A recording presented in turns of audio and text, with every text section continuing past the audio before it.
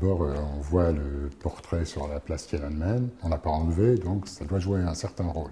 D'autre part, rappelons que dans la charte du parti, l'idéologie, c'est le marxisme-léninisme, pensée de Mao Tse-tung, théorie de Deng Xiaoping, les pensées importantes et les idées importantes de Jiang Zemin. Donc, c'est quand même l'une des bases de l'idéologie du parti. D'autre part, on le voit dans la pratique politique. La pratique politique, si vous regardez à tous les niveaux de décision, les comités du parti sont toujours dirigés par le numéro 1. Hein, c'est Ibasho Shuolesuan. Donc le numéro 1 a toujours raison.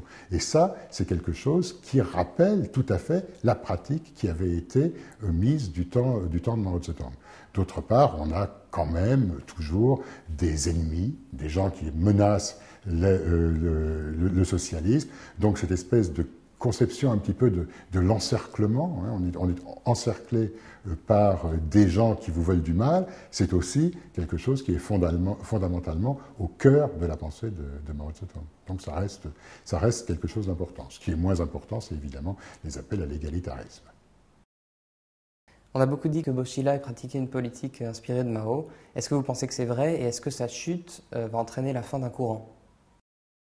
Alors le maoïsme de Bo Xilai était un maoïsme tout à fait opportuniste. Hein. Il a fait une bonne analyse de la situation dans laquelle il était. À Chongqing, vous avez énormément d'ouvriers qui ont été siagan, qui ont perdu leur travail. Et donc il y avait une espèce de nostalgie après le mouvement de renvoi, de privatisation des grandes entreprises d'État.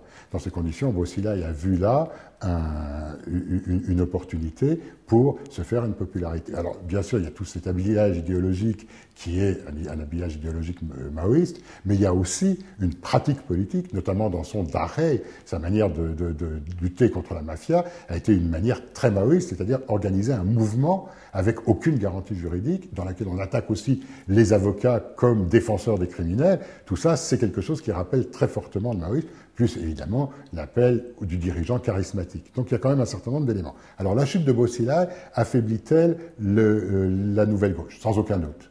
Mais vous savez, le maoïsme est multiforme aujourd'hui en Chine. Il y a 3 formes de maoïsme, 3 et demi d'ailleurs.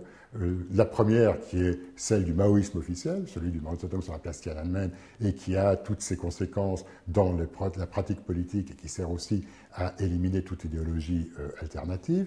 Vous avez le maoïsme de résistance, hein, qui est celui de l'ancienne gauche, de ces anciens de la révolution culturelle qui dénoncent la corruption au nom du président Mao, ce qui est rejoint un petit peu par la nouvelle gauche. Alors là, on pourrait rajouter un peu Bo Xilai. Et puis vous avez le troisième maoïsme, qui est le maoïsme commercial, celui qui permet, dans le coin de Tiananmen et ailleurs, de vendre des images de la révolution culturelle, des badges, des casquettes de l'armée populaire de libération. Et dans ce sens, on peut dire que ces 3 formes de maoïsme représentent largement une grande partie de ce qu'est la Chine d'aujourd'hui, avec toutes ses contradictions.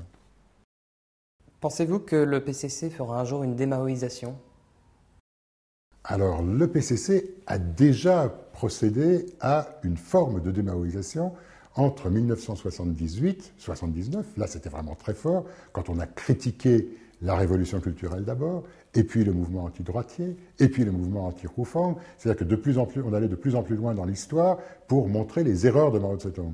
Et on s'est arrêté en 1981 avec la décision sur quelques problèmes d'histoire du Parti communiste chinois, où on a dit qu'il y a eu de graves erreurs dans les 20 dernières années du règne de Mao Tse-tung, notamment au cours des 10 années de la révolution culturelle, mais le reste du temps, c'est bon.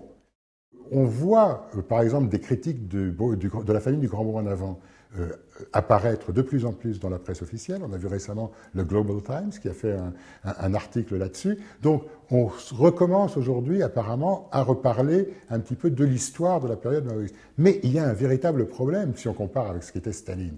Staline n'était pas le fondateur du régime. Donc la légitimité du régime est fondée très largement sur l'image que vous voyez toujours à Tiananmen le 1er octobre 1949, Zhongyang Renmin Zhengfu Dian Lira, c'est-à-dire c'est lui qui a annoncé la fondation du nouveau régime. Et il en est donc le principal élément légitimant. Donc si vous critiquez, si vous dénoncez entièrement Mao Tse-tung, eh bien vous sciez la branche sur laquelle vous êtes assis. Donc voilà. Donc ce sera très difficile pour le parti de le faire.